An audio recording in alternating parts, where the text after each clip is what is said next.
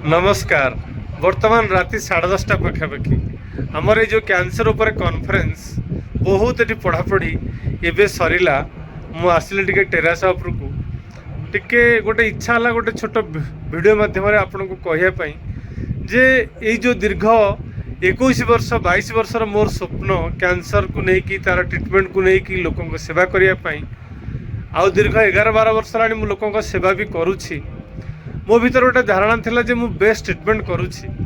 किंतु एठी एई जंगल भितर ए जो आमर एते बड़ रिसर्च प्रोजेक्ट ए जो कॉन्फ्रेंस चलछि या भितर मोर बहुत सारा नुआ थॉट्स मो माइंड भितर आ सारलानी एवं मु भाबुछि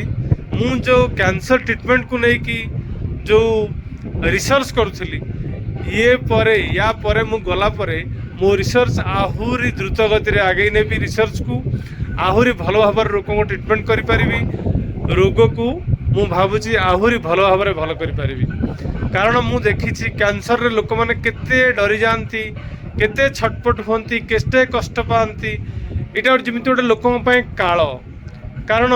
जे कोनसी गोटे रोग जदि भल न होथाय ता लोक माने कहंती सर कैंसर फैंसर हे गेलानी कि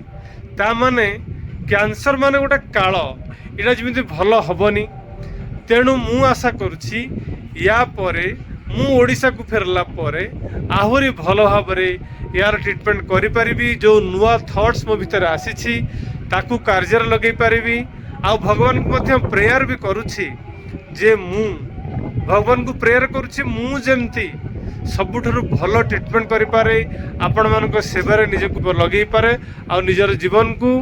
निजर प्रत्येक मुहूर्त को यही ट्रीटमेंट रे उत्सर्गीकृत करि पारे रहिली।